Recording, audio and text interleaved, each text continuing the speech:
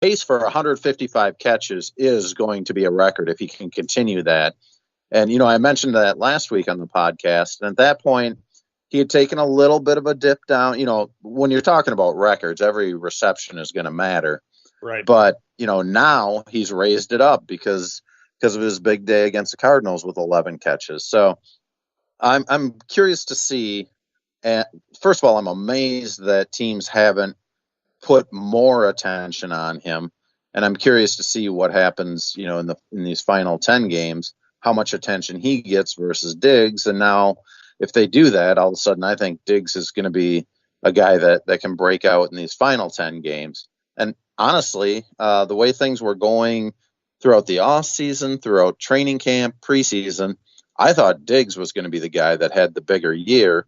And who knows what happens, throughout the rest of this year. But the fact that they have two guys that are so good, and Cousins has just an unbelievable amount of trust in those guys, it bodes well as long as they both stay healthy. I think if they were getting better pass blocking, the distribution might be a little more even, but Cousins gets in trouble and Thielen is always open, like underneath or working back. It makes it very easy for him to get those extra 3 to 5 receptions that Diggs might not get. By the way, Calvin Johnson holds the record 1,964 yards, which, if Thielen continued on this pace, he could come close to that. Now, paces are not necessarily reflections of reality, but it's still remarkable what he's doing.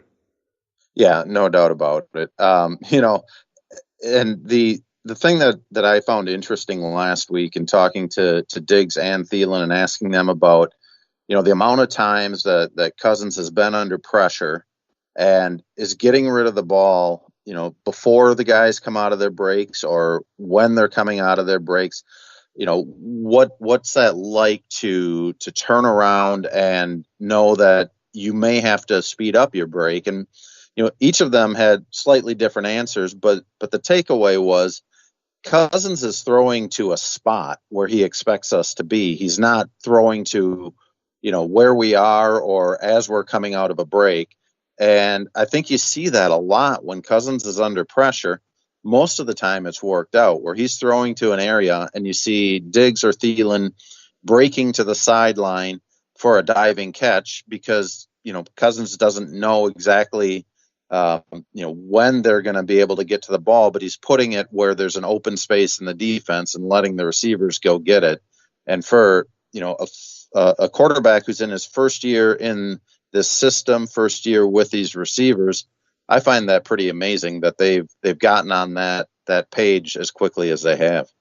Absolutely. Thanks to our producer, Brandon Morton. Please download the show before you listen. It's better for you, better listening experience for you, better for us. If you want to advertise with this program or anywhere on the talknorth.com platform, you can reach me at jsouhan47@gmail.com. And of course, you can find the show at iTunes, subscribe, comment, find it on your favorite podcast app, whatever you like. Also, one of our longest running sponsors is Twill in the Edina Galleria. If you haven't gone over there and checked it out, please do. It's really easy in and out, easy parking, very relaxed staff, and lots of cool stuff. They're just starting to get their fall wardrobe in. We'll tell you more about that in the coming days. And Scott Dayton's a cool guy, and we appreciate him supporting the podcast for so long. TwillMN.com. Jim usually doesn't like to shop for clothes. I don't like it when he shops for clothes either, because he used to buy stuff I'd want to throw out. That's why I'm so glad he's found Twill in the Edina Galleria. He likes shopping there because of the comfortable environment and the friendly staff. He finds clothes that actually fit him properly and are high-quality brands that will look great for years, whether he's golfing or working. Our favorites so far are Peter Millar, Johnny O, and Barber. We spend our money at Twill because we love the clothes and we love the no-pressure shopping. Drop by Twill in the Edina Galleria for the best shopping experience and best clothes you'll find in the Twin Cities. So, Cousins, do we have to ask the small hands question? It's funny you bring that up. I actually thought about that and kind of laughed to myself last night on the way home from the game. No, I don't think it's a small hands issue, although I would be kind of curious to see how his hands compare to a Dante Culpepper and all that. But I can't believe you brought it up because that actually came through my mind last night. I know that statistically he does tend to put the ball on the ground. To to me, he makes so many plays when he's under pressure. He gets rid of the ball so often when somebody's about to hit him. He has had so much success, getting the ball off at the last split second. To me, it's something you have to live with. I mean, the only way to me you could have him fumble less would be to have him play more conservatively, and I'm not sure that's the way to go. Well, or protect him better.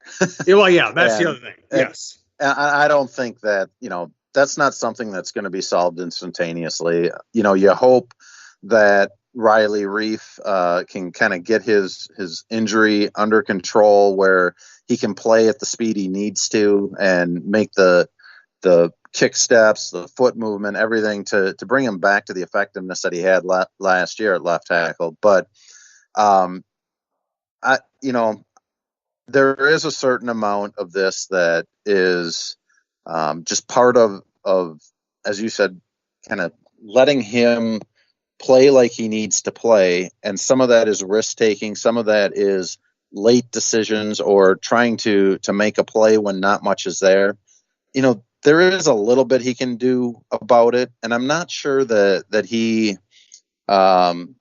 he's buying into the criticism as much, because he's been asked about this several weeks in a row now. Mm-hmm. And he always seems to downplay it and talk about, controlling the ones that he's responsible for.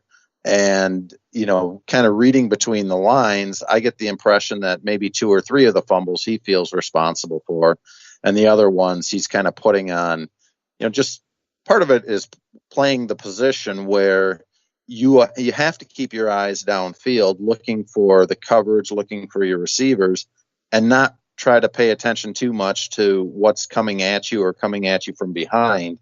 And so I get it. But the ones where he is scrambling up toward the line of scrimmage, I think he does need to do a little bit better job there. But you do have to put some of it on the protection issues as well.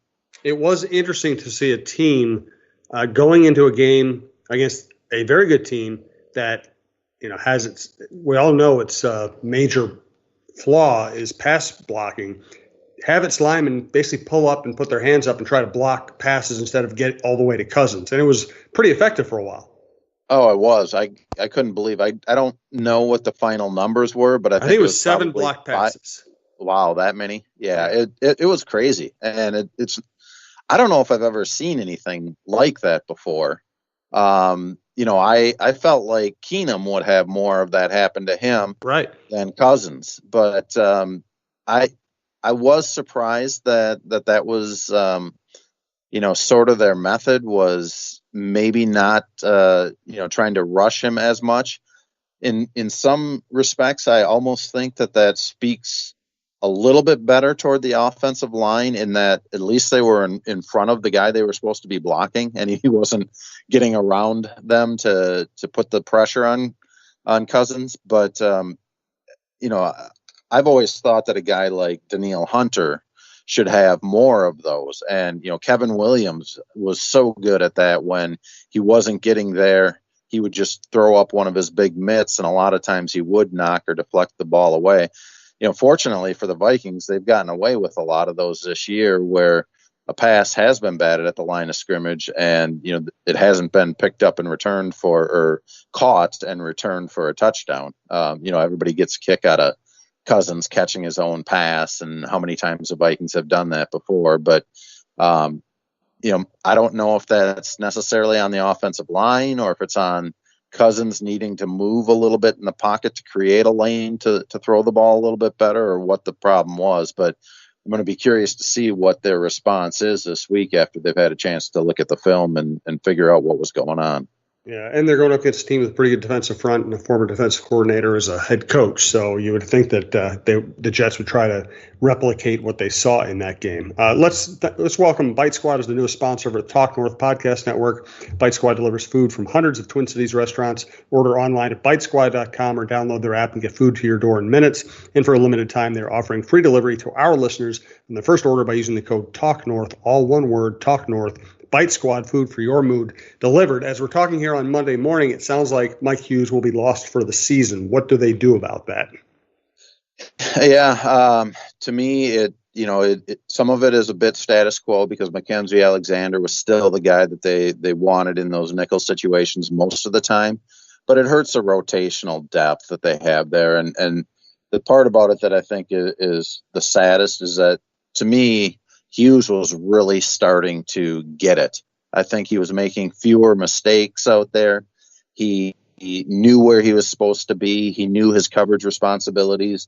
In that sort of man inside zone scheme that Zimmer has, he was figuring out when to pass off receivers to a different guy on crossing routes. So I think it was kind of sad that when he has started to look like he's almost fully developed into a guy that they can trust full time, that's when the injury comes. And so I fully expect Mackenzie Alexander is going to, be their main nickel guy. And now it means Holton Hill is going to have to be a little bit more of a contributor. And if Xavier Rhodes, Trey Waynes needs a break or gets injured for a couple games, Holton Hill's got to be in there as their starter. And it's going to be really interesting to see how he handles it. I think he's got the talent that's needed to be at least a solid backup guy, but I'm curious to see his demeanor, because that position, when you're getting beat, you got to be able to forget about it. And I think Trey Wayne struggled with that a little bit early on and has gotten better with it. And Holton Hill, to me, seems like a guy that could get down on himself really quickly. And it's going to be up to guys like Mike Zimmer to be sure that, they're not just screaming at him when he makes a mistake, but to coach him up and try to keep his confidence up. One thing we didn't plan on talking about, but I get asked about it so often, I want to ask you when we come back in 1 second. Just tell me what you think the prognosis is for Everson Griffen as far as being able to play again this season. We do want to thank fixologyrepair.com. I take my watches, my devices, and my phones when they need repairing to Fixology Repair, 3rd floor of the Mall of America by Nordstrom, or downtown in the Skyway just south of the Wells Fargo Center. There are some things in life that you just can't live without. Now, whether it's a special piece of jewelry, a watch, or even your smartphone, you want it in working condition. At Fixology Repair, we are committed to restoring your pieces so that everything works or fits the way it ought to. Watch servicing, chain repair, and broken screen replacements are just a few of the services that we offer at Mall of America. Please visit us at fixologyrepair.com or at fixologymn on Twitter to learn more. Mention this ad and get a 10% discount on our services. How would you answer that, Tim? What do you think the chances are of Everson Griffen playing again this year? I think the chances of him playing again are pretty good. When, though, is to me the harder question. Number one, I think if they believe that he wasn't going to be able to play at all anymore this season, that they would have put him on some sort of reserve or commissioner exempt list. And I have been trying for the last month to find out what are their options there. And the NFL keeps saying, we'll check on it, and not getting back to me. So that kind of raises a red flag to me that there's a lot more to the story that we might not know. That's my feeling. But I also believe that if he were going to be done for the season, if the Vikings believe that was going to happen, that they would have put him on some sort of list, which would have opened up a roster spot and maybe gave them a little bit of salary cap relief in doing it. But my feeling is he comes back, and granted, I am not the most knowledgeable guy about mental health, mental illness, but I have to wonder if him being away for, if he were to be away for another 2 months, let's say, to me, that would almost hurt his situation, because I feel like he's a guy that loves the game, wants to be part of it, loves being around the locker room, is someone who usually is lightening everyone's mood in that locker room. And it's got to be a strain or a stress on him to be away from what he's so comfortable with. And for all those reasons, I think he comes back and plays at some point this season. I just don't know when. Yeah. The flip side, not knowing, I've talked to people about it. I haven't gotten any firm answers or answers I think are worth passing on. My concern is, if somebody's dealing with mental